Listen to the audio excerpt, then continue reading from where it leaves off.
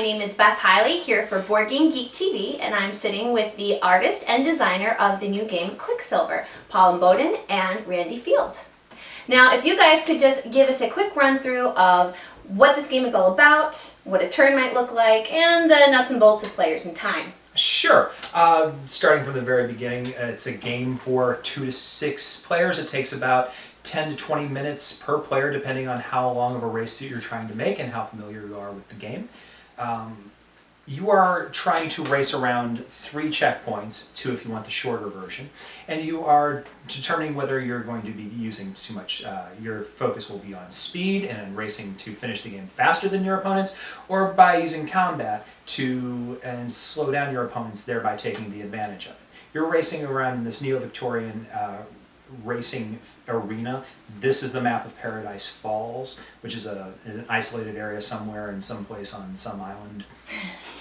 It's neo-Victorian. You can make stuff up, right? So, and you are also managing a hand of cards and deciding whether or not you're going to be using those cards to further augment your movement, or you're going to be using those cards for the special abilities that they allow you to do, such as attack an opponent, or allow you to execute bootleg moves so that you can move around obstacles that appear on the course. Now, I have played this game personally before, and as most people can, I'm sure, see, there are dice involved. There are dice. It is a racing game. How much luck is involved with playing this? Well, depends. Again, the cards mitigate a lot of the luck. Most of the cards will have a value between 1 and 3. All of the cards will have a value between 1 and 3. Most of them will only give you one or 2 points. Generally, the more valuable the card is for its power, the more points it will offer as its movement points. However, in addition, depending on how fast you're wanting the ship to go, you get extra dice. You're committed to that movement once you've rolled that number. So if you're wanting to go in full tilt, you're rolling 3 dice, but you're also committing to at least 6 spaces worth of movement.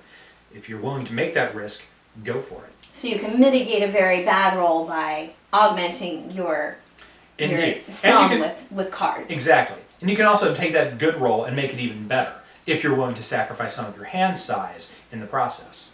Now, can cards be used for both assisting your movement and, because they seem as though they all have unique abilities over there as well?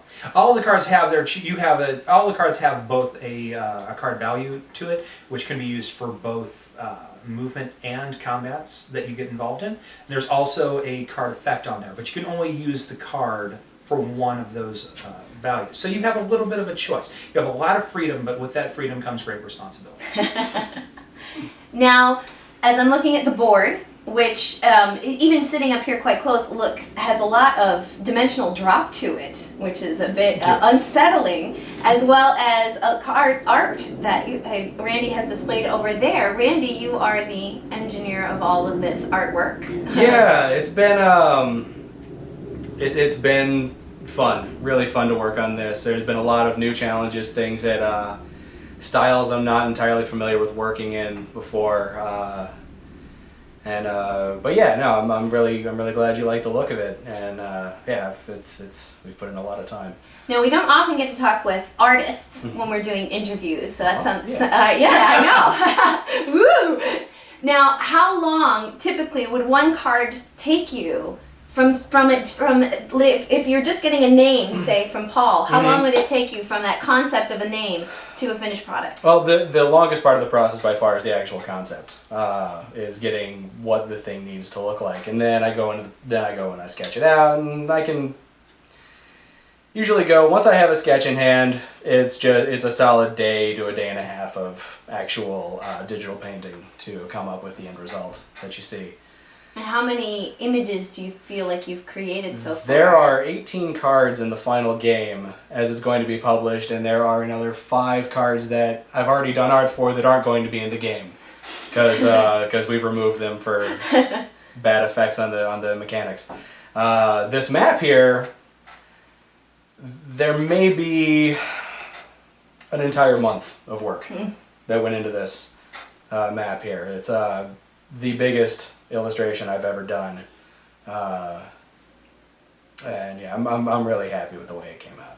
Oh, yeah. I know, which is impressive, particularly sitting here. Now, you guys had an interesting story of how this came from just an idea to now being on the cusp of being published. Oh gosh, yeah. And it was about 3 years ago. It was 3 years ago. Our nephew lives in Virginia, and during a long road trip, there's nothing to do except count the number of rest stops that are between here and Virginia. Yeah, and having it's a driven to wonderful Virginia, trip. yes, it's a wonderful trip with a lots of long rolling trip. hills, but it's long. And on the way back, after such a wonderful 4-day weekend with them, we were talking amongst ourselves on this road trip and going, I really want to make a game for our nephew that he can play with his dad. And we started thinking about all the things that he liked. He liked Castle Crashers, and he liked racing stuff because it was in that that Phantom Menace era stuff that he was really getting into. So we said, like, let's make a race game for him. It's something that should be simple, and he'll enjoy it. So we talked about all the things that we were going to do on this road trip, and nothing happened for a solid year. Yeah. Not a thing. Never brought it up, actually. Not even touched it. But then on the road trip there again, went down there, had the next year for Thanksgiving, had a great 4-day weekend with him, and we're on the road trip back, and we looked at each other on the road trip and said, yeah, about that game we were going to make. We should do that. Yeah. We should do that. So We talked about it for another 8 hours. Yeah. And we then gave by the ourselves a end, deadline. We said we were going to give ourselves Christmas, and we were going to have something playable by Christmas. our first prototype involved, it was very advanced, that we had pennies with arrows drawn on them for our ships. And that's the way the ship and went. a dry erase hex mat. And And the first pass was so bad. it was awful. We were very much about giving everybody the level of control that they wanted. So you were going this fast, you have this many movement points, and you could spend them to do these kinds of things, and it became an Excel spreadsheet, and it was just horrible. It was no fun, and somewhere... But there were little moments in there where we found ourselves laughing at something that happened. And we said, write that down. Whatever happened there, let's make sure that keeps happening. Yeah. So literally what you did is you said, I'm going to go out and get a cigarette. yeah. When I come back, let's do what was fun and do more of it. And sure enough, and right as rain, as soon as we set that up, everything started falling into place. We made the decisions hard. We made a lot of decisions hard on the player, but in that great way that the good tension will draw you out. And that's where the fun really started shining through. Having to make the tough decision of, am I taking this at full speed or am I going a little slower, hoping that I don't have to worry about that obstacle on the other side. Am I going to be attacking my opponents now, or am I going to be saving my cards for when I really, really need them in the back stretch? Where's the tension? How can we just keep expanding on it without just dragging the fun down in the process? Right. Yeah, I was lucky enough to overhear a playtesting game, and there's everyone's favorite card, the not amused card, a picture of the queen with big thumbs down. That led to this whole host of not amused jokes for a good hour. So that was definitely a big hit in terms of theme, at least. And also every time you go to Velocity 3, which is labeled as danger, we get a lot of Top Gun references. Oh, a lot of Top Gun references. Yeah. We didn't know this until the playtest came around. It was just every time, just zone. Like, you know what? If this, yes. You know, I went to Lost in Space, so... Oh, even better. Yeah. Way better. Little neo-Victorian robot, Danger Will Robinson. Yes. It's the same exact thing as just brass. Exactly. Yes, You with a replace few you gears. replace the aluminum with brass, and it's exactly Done. Well, I really hope that you guys have great success with Quicksilver. Thank you so much. And thank you for spending the time talking pleasure. with us. So, good luck. Take care. Bye-bye.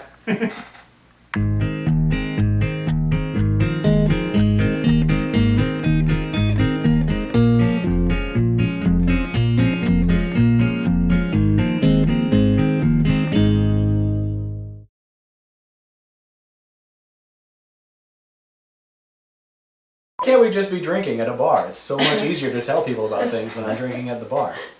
All right, so that light's on. Waiting for you guys.